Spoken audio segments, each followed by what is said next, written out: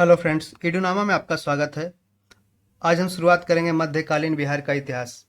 इसके पहले यदि आप पहली बार चैनल पे आए हैं तो जाकर के प्लेलिस्ट में देख लें, जिसमें हमने डिस्कस कर लिया है बिहार का आधुनिक और प्राचीन इतिहास, उसके साथ साथ बिहार की राज्य व्यवस्था और अर्थव्यवस्था।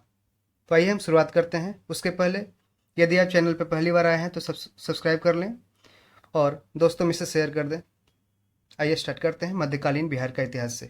तो मध्यकालीन बिहार के इतिहास को हम तुर्क शासन में बिहार, स्थानीय वंश जो कर्नाट वंश था उसको देखते हैं, सल्तनत काल में बिहार उससे देखेंगे, मुगल काल में बिहार, अफगान शासन में बिहार शेरशाह सूरी के शासन काल में, और सिख धर्म। ये सारे चैप्टर में हम है जो मध्यकालीन बिहार के इतिहास को जानेंगे। तुर्क शासन में बिहार चैप्टर से हम स्टार्ट करते हैं। तुर्क शासक बख्तियार खिलजी के समय देखते हैं। बिहार में तुर्क सत्ता की स्थापना का जो वास्तविक श्रेय है बख्तियार खिलजी को जाता है। बख्तियार खिलजी कुतुबुद्दीन ऐबक का दास था। तो बख्तियार खिलजी किसका दास था? कुतुबुद्दीन ऐबक का। और कुतुबुद्दीन ऐबक था दास किसका? मोहम्मद गोरी का। तो बिहार में तुर्क सत्ता की स्थापना का जो वास्तविक श्रेय है वो बख्तियार खिलजी को जाता है। बख्तियार खिलजी के आक्रमण के समय बिहार में छोटे छोटे शासकों का शासन था। उत्तर बिहार में किसका वंश का शासन था? कर्नाट वंश का शासक था। किसमें? उत्तर बिहार में। बख्तियार खिलजी की पहली जो महत्वपूर्ण सफलता है वो उदंतपुरी बिहार शरीफ की विजय थी 1198 ईस्वी में। उदंतपुरी बिहार ये कहाँ पे है? ये बिहार शरीफ में है, जो आजकल नालंदा का हेडक्वार्टर है। बख्तियार खिलजी ने उदंतपुरी के साथ नालंदा एवं विक्रमशिला विश्वविद्यालय को भी नष्ट कर दिया। इन विश्वविद्यालयों में उसने आग लगवा दिया था। उसने 1203-1204 ईस्वी में नदिया जो पश्चिम बंगाल पर है चढ़ाई की, जो सेन वंश की राजधानी थी। सेन वंश की राजधानी कहाँ थी? नदिया, पश्चिम बंगाल। उस समय सेन वंश का शासक लक्ष्मण सेन था। ठीक है, तो बख्तियार खिलजी जब चढ़ाई किया था नदिया बंगाल पे तो उस समय सेन वंश का जो शासक था वो लक्ष्मण सेन था। लक्ष्मण सेन बिना लड़े ही डर कर भाग गया। याद रखिएगा, लक्ष्मण सेन है जो बिना लड़े डर कर भाग गया था। बख्तियार खिलजी ने इस क्षेत्र पर अधिकार कर लखनौती को अपनी राजधानी बनाया था। तो बख्तियार खिलजी ने है जो नदिया बंगाल क्षेत्र पे विजय प्राप्त कर लखनौती को अपनी राजधानी बनाया था। बख्तियार की हत्या उसके एक अधिकारी अली मर्दान ने कर दी। उसके शव को बिहार शरीफ के इमादपुर में दफनाया गया था। ये क्वेश्चन पूछा जाता है कि कौन सा ऐसा शासक था, किसका, मतलब कि जो बख्तियार खिलजी है उसका ही जो अभी शव है उसको दफनाया गया था बिहार शरीफ के इमादपुर में। अभी इमादपुर का है बिहार शरीफ में, जिसकी हत्या है जो अली मर्दान उसके एक अधिकारी द्वारा कर दी गई थी। अब हम देखते हैं स्थानीय वंश जो कर्नाट वंश है। बिहार के उत्तरी भाग में कर्नाट वंश का शासक था। मिथिला के कर्नाट वंश। पाल वंश के पतन के दौर में तिरहुत मिथिला क्षेत्र में कर्नाट वंश का उदय हुआ। कहाँ पे? तिरहुत मिथिला क्षेत्र में, नॉर्थ बिहार में। कर्नाट वंश के संस्थापक कौन थे? नान्यदेव थे। क्वेश्चन कई बार पूछा गया है कि कर्नाट वंश के संस्थापक नान्यदेव थे। कर्नाट वंश की राजधानी कहाँ? ये भी पूछा गया है, सिमरावगढ़ जो वर्तमान में नेपाल में अभी स्थित है। बख्तियार खिलजी के बिहार अभियान के समय कर्नाट शासक नरसिंह देव ने उसे नजराना भेंट देकर सहयोग किया था, क्योंकि कर्नाट वंश का सेन वंश से संघर्ष चलता रहता था। ठीक है, तो बख्तियार खिलजी के बिहार अभियान के समय कर्नाट शासक कौन था? नरसिंह देव। ये भी पूछा जाता है। ने उसे नजराना और भेंट देकर सहयोग किया था, क्योंकि कर्नाट वंश का जो सेन वंश से संघर्ष चलता रहता था। और समय सेन वंश का जो शासक था वो लक्ष्मण सेन था, जो डरकर भाग गया था। कर्नाट वंश पर तुर्क सेनापति तुगरिल तुगन के अभियान की चर्चा जो तिब्बती धर्मास्वामी ने की है। कर्नाट वंश पर तुर्क सेनापति तुगरिल तुगन के अभियान की चर्चा तिब्बती धर्मस्वामी ने की है। ठीक है, समांतर दिल्ली के सुल्तान के साथ कर्नाटक वंश का संबंध है जो नजराना एवं भेंट का था, परंतु गयासुद्दीन तुगलक ने अपने बंगाल अभियान 1324 से 25 के क्रम में कर्नाट क्षेत्र पे विजय प्राप्त कर लिया। तो याद रखिएगा कि दिल्ली के सुल्तान के साथ कर्नाट वंश का संबंध है जो कैसा था? एक नजराना एवं भेंट का था, परंतु गयासुद्दीन तुगलक ने अपने बंगाल अभियान, तो बंगाल अभियान कौन किया था? गयासुद्दीन तुगलक ने। कब? 1324-25 में। उस क्रम में कर्नाट क्षेत्र पर भी विजय प्राप्त कर लिया था गयासुद्दीन तुगलक ने। गयासुद्दीन तुगलक के अभियान के समय कर्नाट वंश का जो शासक था वो हरि सिंह देव था। ठीक है, तो गयासुद्दीन के तुगलक के समय कर्नाट वंश का शासक हरि सिंह देव था, और जबकि ये बख्तियार खिलजी के बिहार अभियान के समय कर्नाट वंश का शासक कौन था? नरसिंह देव था। याद रखिएगा। हरि सिंह देव 1279 से 1335 समाज सुधारक भी था। तो समाज सुधारक भी था हरि सिंह देव। हरि सिंह इस वंश का अंतिम शासक पूछा गया है कि कौन था कर्नाट वंश का, तो हरि सिंह था। उसके समय पंजी प्रबंध का विकास हुआ था। पंजी प्रबंध का विकास किसके समय हुआ था? हरि सिंह के समय में हुआ था। अब हम देखते हैं सल्तनत काल में बिहार।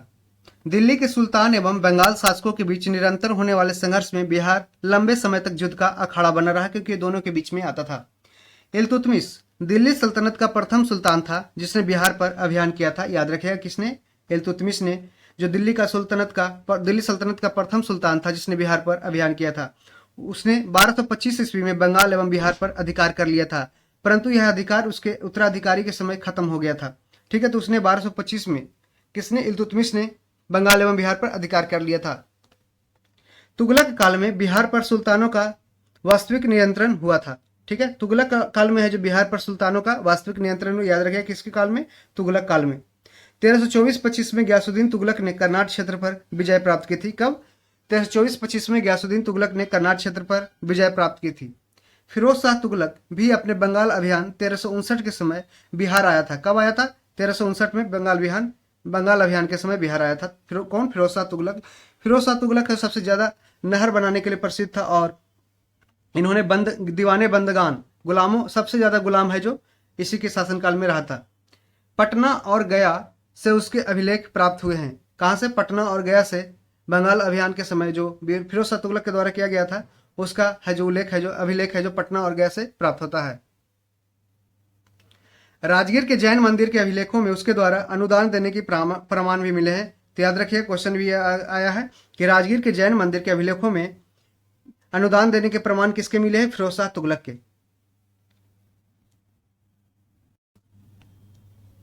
तुगलक काल में बिहार की राजधानी कहां थी? बिहार शरीफ थी। तुगलक काल में बिहार की राजधानी कहां थी? बिहार शरीफ थी। उस काल में बिहार शरीफ का नगर बौद्ध धर्म का प्रमुख केंद्र था। तुगलक काल में बिहार के प्रशासकों में सबसे महत्वपूर्ण नाम है जो मलिक इब्राहिम का है। ठीक है, याद रखिएगा। तुगलक काल में बिहार के प्रशासकों में सबसे महत्वपूर्ण नाम है जो मलिक इब्राहिम का है, जो मलिक बयान कहलाते थे। मलिक बयान, इनका मकबरा है जो बिहार शरीफ में पहाड़ी पर स्थित है, जो पहाड़ी पर अभी भी बिहार शरीफ में पहाड़ी पर है। तो इनका मकबरा है किसका? मलिक इब्राहिम का है, जो मलिक बयान कहलाते थे। वो तुगलक काल में बिहार के प्रशासकों में सबसे महत्वपूर्ण नाम था मलिक इब्राहिम का, जिनका मकबरा है जो बिहार शरीफ में पहाड़ी पर स्थित है। याद रखिएगा क्वेश्चन। 13वीं शताब्दी के मध्य में मिनहाज उल सिराज की रचना किसने की? तवाक़ेत नासरी ने, जिसमें बिहार नाम का उल्लेख मिलता है। तो मिनहाज उल सिराज की रचना है जो तवाक़ेत नासरी में की गई है। तो 13वीं शताब्दी में लिखा गया है। 13वीं शताब्दी के मध्य में मिनहाज की रचना तबकाते नासिरी में, जो मिनहाज उल सिराज ने रचना की थी तवाक़ेत नासरी, ये कई बार क्वेश्चन पूछा गया है, में बिहार नाम का उल्लेख मिलता है। अफगान शासन में बिहार। सिकंदर लोदी ने 1495-96 ईस्वी में दरिया खान लोहानी को बिहार में प्रशासक या राज्यपाल नियुक्त किया था। तो सिकंदर लोदी ने किसको है जो बिहार में प्रशासक या राज्यपाल नियुक्त किया था? दरिया खान लोहानी को। दरिया खान लोहानी, याद रखिएगा, क्वेश्चन बनता है 1495-96 में। इब्राहिम लोदी की मृत्यु के बाद दरिया खान नुहानी का पुत्र है जो बहार खान नुहानी ने स्वतंत्र सत्ता की घोषणा कर दी। दूसरी ओर अफगान शासक महमूद लोदी बाबर से बचने के लिए बिहार आ गया। तो कौन आया था? महमूद लोदी है जो बाबर से बचने के लिए बिहार आ गया था। ठीक है, बाबर ने 1529 में घाघरा के युद्ध में बिहार के इन अफगानों को पराजित कर दिया। तो बाबर ने 1529 में घाघरा के युद्ध में बिहार के जो इन अफगान थे, महमूद लोदी ये सब थे, उसको है जो पराजित कर दिए थे। घाघरा युद्ध के बाद बिहार में शेर शाह के नेतृत्व में पुनः अफगानों का उदय हुआ था। तो घाघरा युद्ध कब हुआ था? 1529 में। उसके बाद बिहार में शेर शाह के नेतृत्व में, शेर शाह सूरी अर्थात शेर खान के नेतृत्व में पुनः अफगानों का उदय हुआ था। तो याद रखिएगा, शेर शाह सूरी कौन था? एक अफगानी था। ठीक है, अब देखते हैं शेर शाह सूरी के बारे में। शेर शाह सूरी का जन्म है जो 1486 ईस्वी में हुआ था। उसके पिता का नाम क्या था? हसन खान, और हसन खां था जो सासाराम के जागीरदार थे।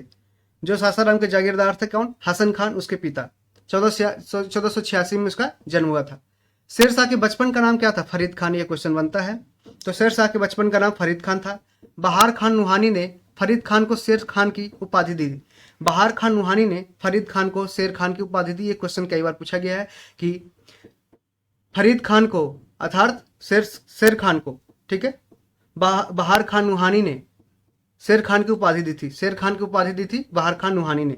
शेर खान ने नुहानियों के पतन के बाद बहार खान की विधवा दूदू बेगम से विवाह कर बिहार क्षेत्र को अपने अधीन कर लिया।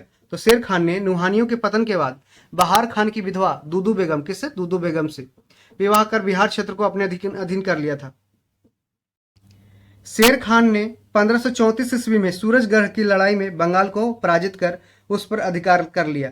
तो शेर खान ने 1534 में सूरजगढ़ की लड़ाई में बंगाल को पराजित कर बंगाल पर अधिकार कर लिया। 1539 ईस्वी में चौसा के युद्ध में हुमायूं को पराजित कर उसने शेर शाह की उपाधि धारण की। तो शेर शाह की उपाधि शेर खान ने कब धारण की? हुमायूं को पराजित करके चौसा के युद्ध 1539 ईस्वी में।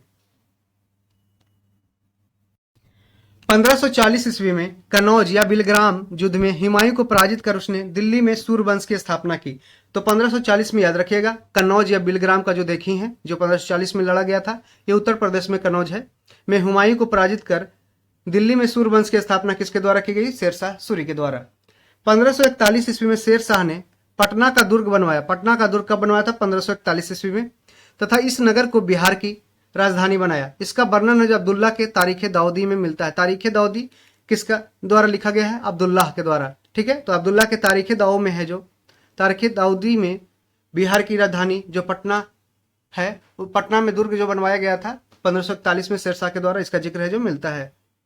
शेर शाह ने 1543 ईस्वी में रायसीन, 1544 ईस्वी में मारवाड़ विजय किया। 1545 ईस्वी में कालिंजर अभियान में गोला फटने से वह घायल हो गया और उसकी मृत्यु हो गई। तो ये है जो क्वेश्चन, याद रखिएगा कि शेर शाह सूरी की मृत्यु कब हुई थी? ये कालिंजर अभियान 1545 में गोला फटने से वह घायल हो गया और उसकी मृत्यु हो गई। और उसके पहले शेर शाह ने 1543 में रायसीन, 1544 में मारवाड़ का विजय किया था और 1541 में पटना का दुर्ग बनवाया था। शेर शाह ने अपने जीवन काल में ही सासाराम में इंडो इस्लामिक स्थापत्य कला पर आधारित मकबरा का निर्माण प्रारंभ करवाया। शेर शाह की मृत्यु के बाद उसके पुत्र कौन था? इस्लाम शाह ने इसे बनवाया था कि सासाराम फोर्ट को, सासाराम का मकबरा बनाया था। किसने? शेर शाह की मृत्यु के बाद उसके पुत्र इस्लाम शाह ने इसे बनवाया। कृत्रिम झील के बीच यह स्थित इमारत है जो आकार में अष्टकोणीय है। याद रखें कैसा है? ये अष्टकोणीय है। ठीक है, अष्टकोणीय एवं लाल बलुआ पत्थर रेड सैंड स्टोन से निर्मित है। शेरशाह फोर्ट, ठीक है, सासाराम में है। ये क्वेश्चन बीपीएससी द्वारा 67 पीटी में पूछा गया था। ठीक है, तो शेरशाह की मृत्यु के बाद उसके पुत्र कौन था? इस्लाम शाह ने सासाराम फोर्ट को बनवाया था। कृत्रिम झील के बीच जो आर्टिफिशियल लेक है उसके बीच एक स्थित इमारत है, उसका आकार में कैसा है? अष्टकोणीय है एवं लाल बलुआ पत्थर से निर्मित है, रेड सैंड स्टोन से। शेर शाह ने बिहार में रोहतास किला भी बनवाया था। रोहतास फोर्ट है जो कहाँ बनाया था? बिहार में। शेर शाह ने बिहार में रोहतास किला भी बनवाया था। शेर शाह ने जब्ती प्रणाली चलाई जिसमें भूमि की माप के आधार पर लगान निर्धारण किया जाता था। बाद में इसे अकबर ने भी अपनाया था।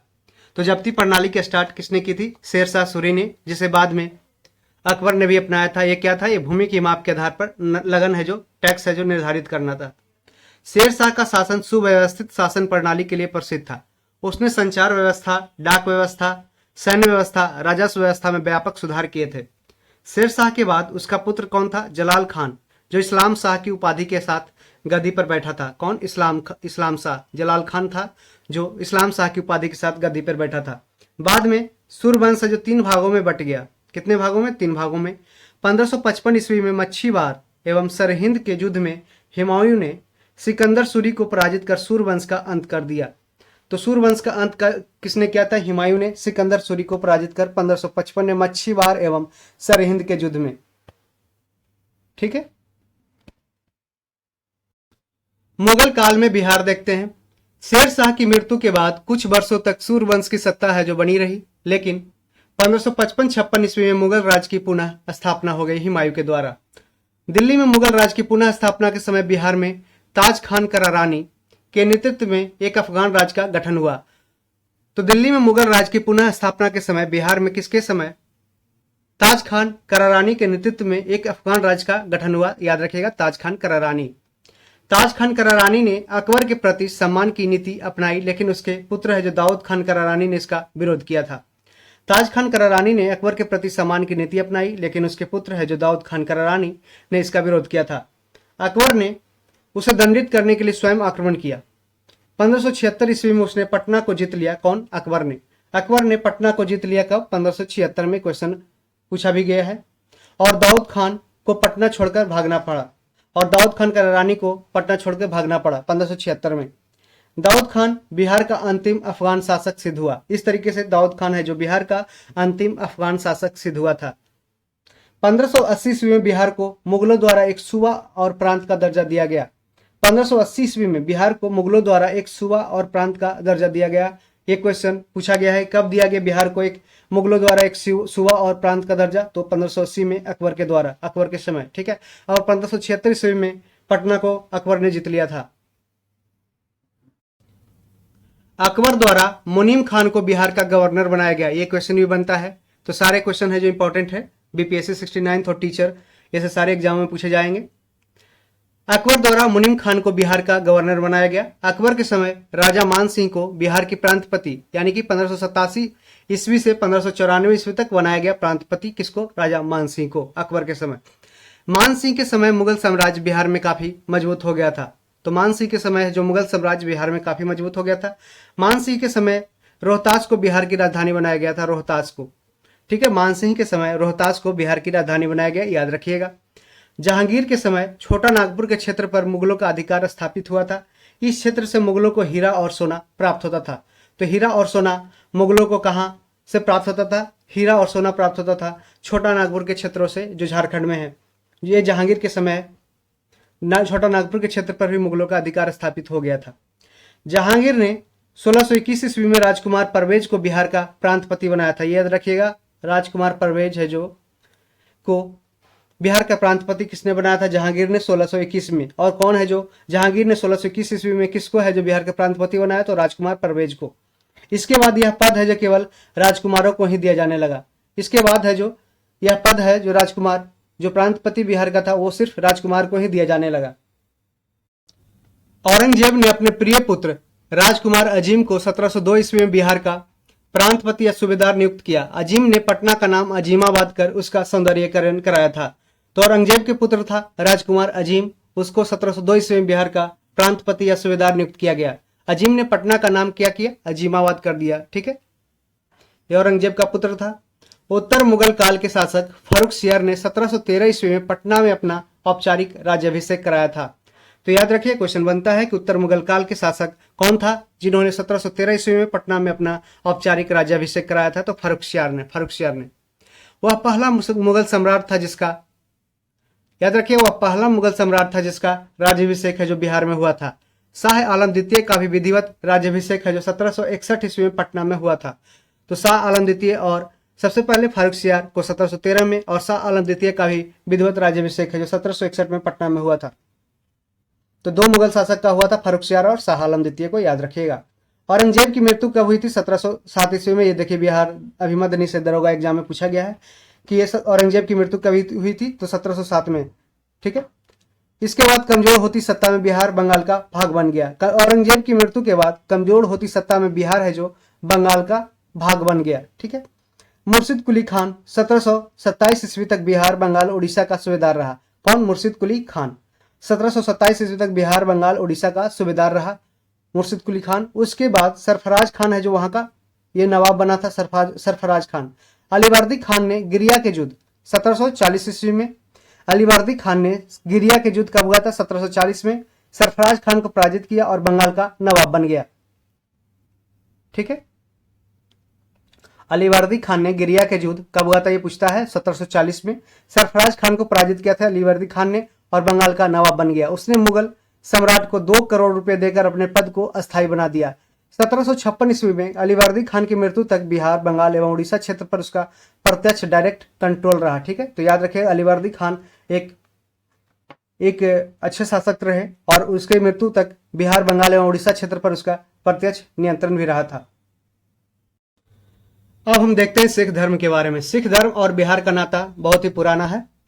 सिख धर्म के संस्थापक गुरु नानक देव थे। उन्होंने बिहार में गया, राजगीर, पटना, मुंगेर, भागलपुर आदि की यात्रा भी की थी। तो सिख धर्म के संस्थापक कौन थे? गुरु नानक देव। और उन्होंने बिहार में गया, राजगीर, पटना, मुंगेर, भागलपुर आदि की यात्रा की थी। सिख धर्म के 9वें गुरु कौन थे? श्री तेग बहादुर भी सासाराम गया होते हुए पटना आए थे। यहाँ वे अपनी पत्नी गुजरी देवी को छोड़ गए थे जो मां बनने वाली थी। यहीं पटना में गुरु गोविंद सिंह का जन्म हुआ था जो आजकल पटना सिटी है नाम से फेमस है, जहाँ पे गुरुद्वारा भी है। सिख धर्म के 9वें गुरु श्री तेग बहादुर भी सासाराम गया होते हुए पटना आए थे। यहाँ वे अपनी पत्नी गुजरी देवी को छोड़ गए थे जो मां बनने वाली थी। यही पटना में गुरु गोविंद सिंह का जन्म हुआ था। तो 9वें गुरु सिख धर्म के कौन थे? श्री तेग बहादुर, जो गुरु गोविंद सिंह जी के पिताजी थे। और गुरु श्री तेग बहादुर की जो फांसी की सजा दी गई थी वो औरंगजेब के द्वारा दी गई थी। तेग और औरंगजेब, याद रखे, गा से गागा, ठीक है, तो औरंगजेब, ठीक है। और जहांगीर ने अर्जुन देव, जो सिख धर्म के 5वें गुरु थे, उसको फांसी की सजा सुनाई थी, ठीक है। सिख धर्म के 10वें एवं अंतिम गुरु कौन थे? गुरु गोविंद सिंह का जन्म है जो पटना में 26 दिसंबर 1666 ईस्वी को हुआ था। तो ये डेट याद रखिएगा, पटना में 26 दिसंबर 1666 ईस्वी को सिख धर्म के 10वें एवं अंतिम गुरु गुरु गोविंद सिंह का जन्म हुआ था। गुरु गोविंद सिंह 1676 ईस्वी में 10वें गुरु बने तथा 1699 में उन्होंने खालसा पंथ की स्थापना की। कई बार एक क्वेश्चन है जो रिपीट हुआ है कि खालसा पंथ की स्थापना किसके द्वारा की गई थी? तो गुरु गोविंद सिंह के द्वारा की गई थी। 1676 में वे 10वें गुरु बने थे, कौन? गुरु गोविंद सिंह। और 1699 में उन्होंने खालसा पंथ की स्थापना की थी। तख्त श्री हरमिंदर पटना साहिब सिख धर्म का प्रमुख तीर्थ स्थल है। इसका निर्माण महाराजा रंजीत सिंह ने करवाया था। तख्त श्री हरमिंदर पटना साहिब सिख धर्म का प्रमुख तीर्थ स्थल है। इसका निर्माण है जो महाराजा रंजीत सिंह ने करवाया था। ये क्वेश्चन है जो पूछा जा सकता है। और ये तख्त श्री हरमिंदर पटना साहिब कहाँ पे स्थित है? ये पटना सिटी में स्थित है, ठीक है। तो इस तरीके से हमने इस छोटे से वीडियो 20 मिनट के अंदर है जो कवर कर लिया है पूरे मध्यकालीन बिहार का इतिहास को। यदि आपको वीडियो अच्छा लगे, फायदेमंद लगे, तो आप है जिसका फायदा उठाएं और अपने दोस्तों में इसे शेयर कर दें। खुद चैनल पे पहली बार आए हैं तो सब्सक्राइब कर ले। धन्यवाद। All the best.